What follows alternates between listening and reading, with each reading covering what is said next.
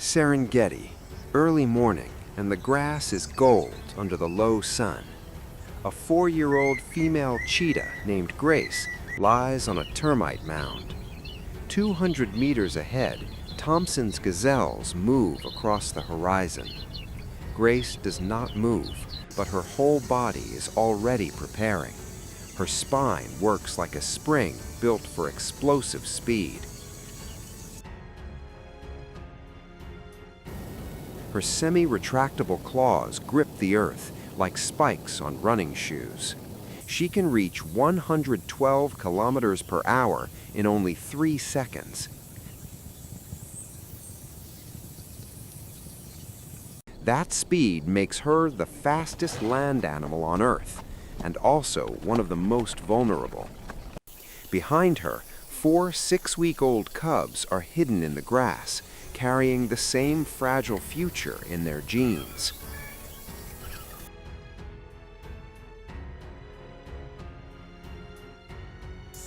Grace weighs only about 45 kilograms, lighter than many Labrador dogs. Her body has almost no wasted mass, long legs, narrow waist, deep chest, and a small head. Beside lions, hyenas, and leopards, she cannot win by strength. Everything she has is built for speed.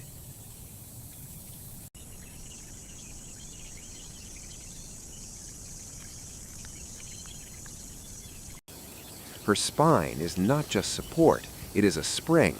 When she launches, that spring begins to compress and release with every stride.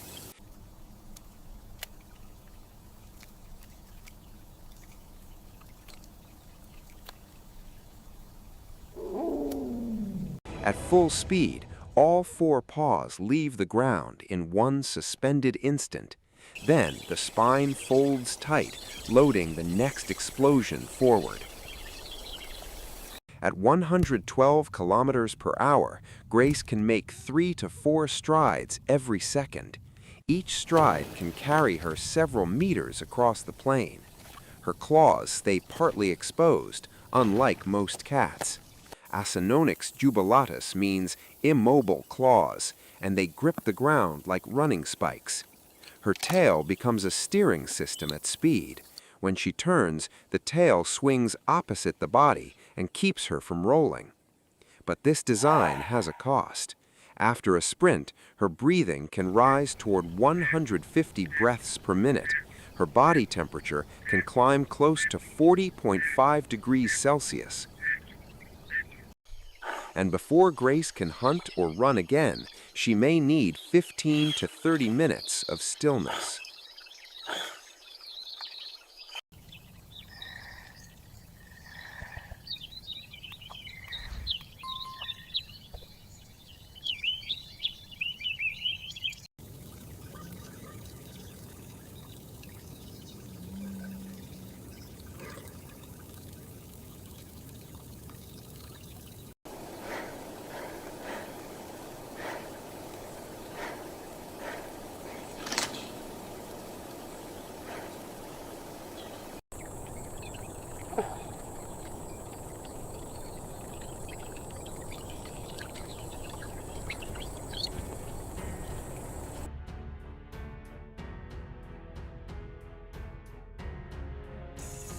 Grace has found her position, but the hunt does not begin with speed.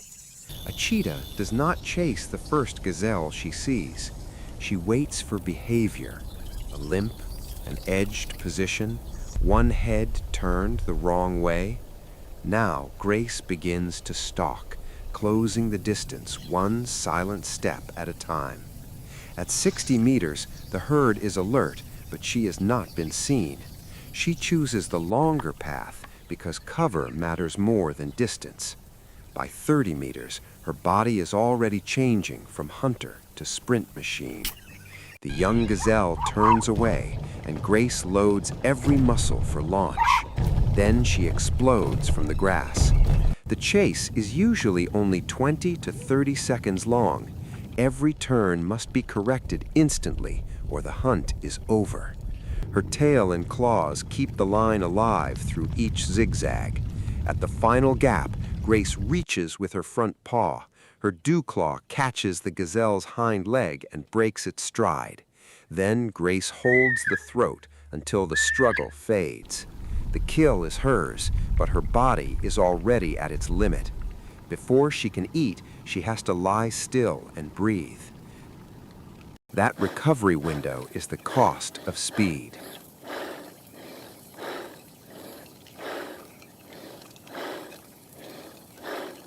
Vultures arrive first, turning her success into a signal. Grace knows that their shadows can bring larger predators. Then the hyenas come, and strength replaces speed.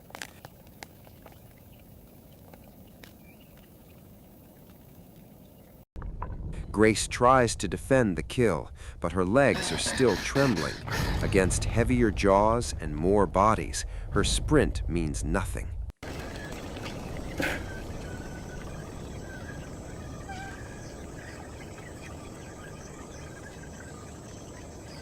Grace stops fighting for the carcass.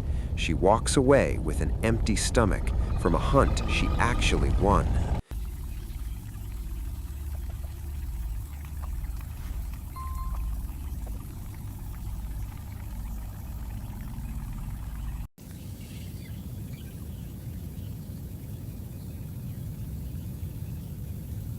And hunger is no longer only her problem. 4 6-week-old cubs are waiting in the grass. Dash lifts his head, listening for the only sound that means safety. So Grace turns back toward the gazelles, because one lost kill is not the end of the day.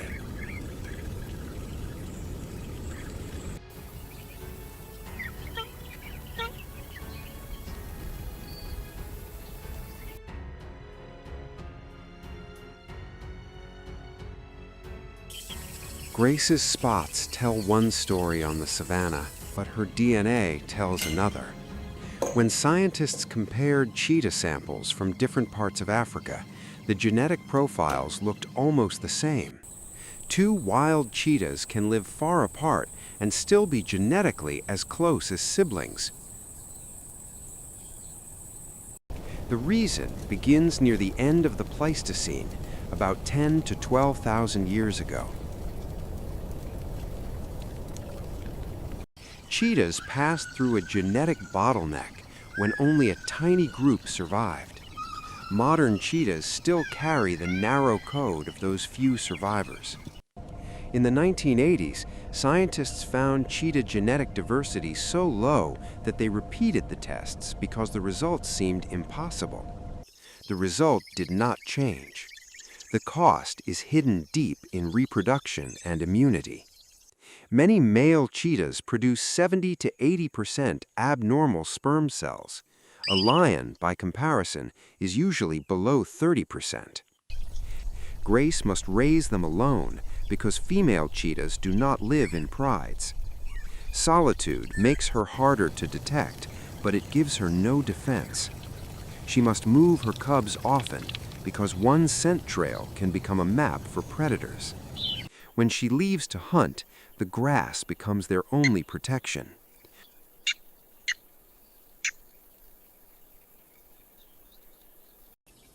A hyena passing nearby is not just danger, it is the reason most cubs never reach 3 months.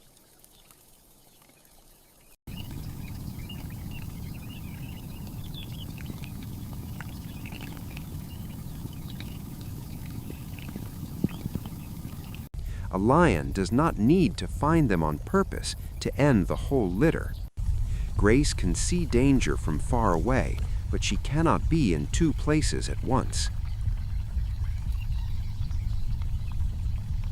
She can push them into cover, but she still has to leave again. The dry riverbed hides them for a moment, not forever.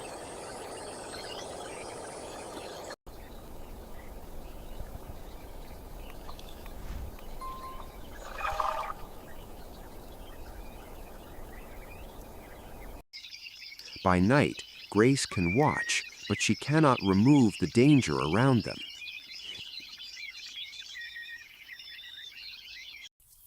In the morning, Hunger forces the same choice again. From above, her life becomes one equation: feed them by leaving them, or guard them while they starve. Even their paw prints can betray them after she is gone.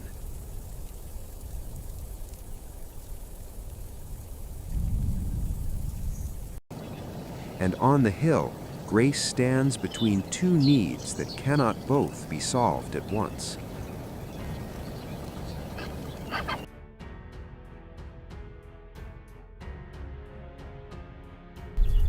A century ago, cheetahs ranged across much of Africa, the Middle East, and Central Asia.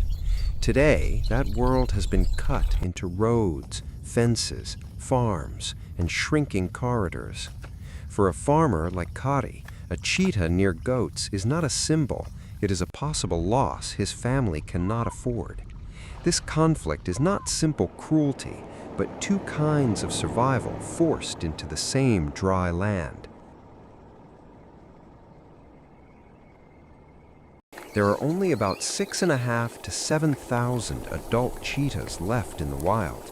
In Asia, the Asiatic cheetah is almost gone, with fewer than 50 individuals thought to remain in Iran.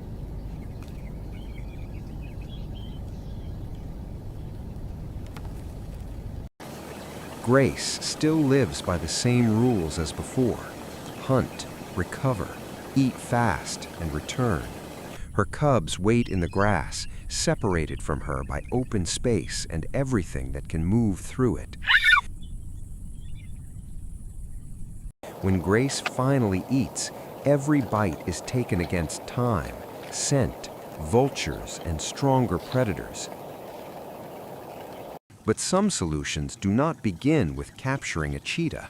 In Namibia, livestock guarding dogs stand between goats and predators before conflict becomes lethal. When the dog is present, the cheetah can turn away, and nobody has to die. For Kari, the goats stay safe. For the cheetah, the wild remains open.